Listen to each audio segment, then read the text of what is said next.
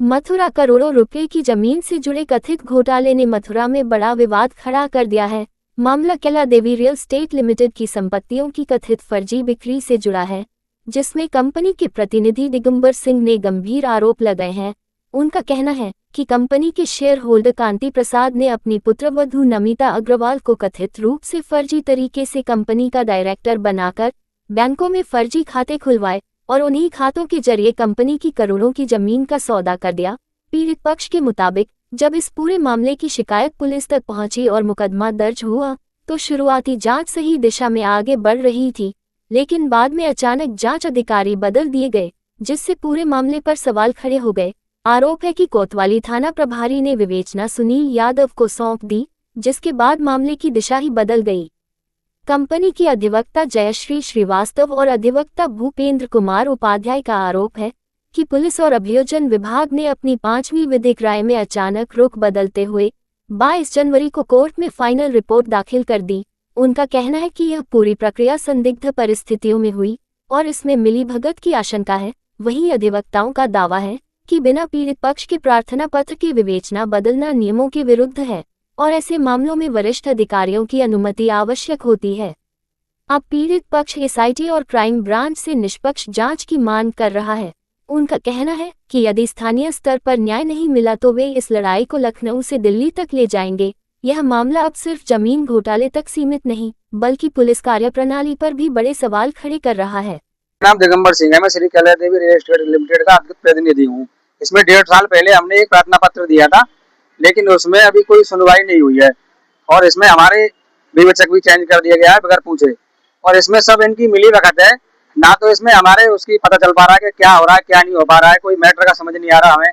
और इसमें एफआईआर भी लगी हुई, गलत तरीके से एफआईआर भी लगा दी है। इसमें अधिकारी सब मिले हुए हैं, ना इसमें कोई पता चल पा रहा है क्या झोल हो रहा है क्या नहीं हो रहा। हमें कोई नोटिस नहीं दिया जा रहा कैसे, और ना हमें कोई न्याय मिल पा रहा है इसमें, और हम दोषियों को कार्रवाई की मांग करते हैं। ये दिगंबर सिंह हैं बागी। एक यहाँ मैसर्स कैला देवी रियल एस्टेट नाम से कंपनी है लिमिटेड। उस कंपनी के जमीन के बाबत कुछ लोगों ने फोर्जरी की, जिसका मुकदमा एसएसपी महोदय के आदेश से दर्ज हुआ। और एसएसपी महोदय के आदेश के बाद जब मुकदमा दर्ज हुआ, मुकदमा दर्ज होने से पहले जॉइंट डायरेक्टर की ओपिनियन ली एसओ के द्वारा। उसके पश्चात जब जॉइंट डायरेक्टर ने कह दिया कि मामला 420/67/71 का बनता है, तब जाके प्रथम सूचना रिपोर्ट दर्ज हुई। रिपोर्ट दर्ज होने के बाद विवेचना शुरू हुई और दौरान इन्वेस्टिगेशन 3 बार आईयू के द्वारा जॉइंट डायरेक्टर और प्रोसिक्यूशन ऑफिसर की विधिक राय ली गई। जॉइंट डायरेक्टर और प्रोसिक्यूशन ने अपनी राय में ये बताया कि मामला 420, 467, 468, 471 का प्रथम दृष्टया बनता है और फला लोग भी इसमें मुलजिम बनते हैं। तो उस राय के आधार पर विवेचक के द्वारा और मुलजिमान के नाम खोले गए, विवेचना के द्वारा प्रकाश में आए गए, उनको मुलजिम बनाया गया और पर्चा काटते जाते रहे। इवन इन्वेस्टिगेशन गिरफ्तारी तक पहुंच गया। इसी बीच पता नहीं किस वजह से, किस कारण से, किस लालच में, किस लोभ में एसओ कोतवाली के द्वारा विवेचना पूर्व विवेचक से हटा के दूसरे विवेचक को दे दी। और बड़ा हास्यास्पद आदेश ये किया गया कि विवेचना बड़ी धीमी चल रही है, जबकि इन्वेस्टिगेशन अरेस्टिंग तक पहुंच चुका था। अब दूसरे विवेचक ने पुनः जॉइंट डायरेक्टर से और प्रोसिक्यूशन ऑफिसर से ओपिनियन ली, विधिक राय ली। यहाँ इंटरेस्टिंग ये है कि जो 3 बार जॉइंट डायरेक्टर महोदय और प्रोसिक्यूशन ऑफिसर अपनी विधिक राय दे चुके थे, जस्ट उसके एडवर्स रिपोर्ट फिर दूसरे विवेचक को उन्होंने दे दी।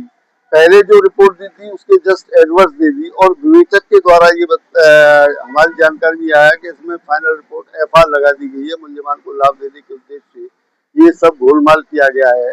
ये कैला देवी रियल एस्टेट लिमिटेड कंपनी का मामला है जो 2024 से चल रहा है। तमाम प्रक्रियाएं इसमें की गई हैं और जो अभी एफआईआर कोर्ट में पहुंची है उस पत्रावली का अवलोकन किया गया है। पत्रावली से स्पष्ट नजर आता है कि पूरी प्रशासन ने मिलीभगत की है।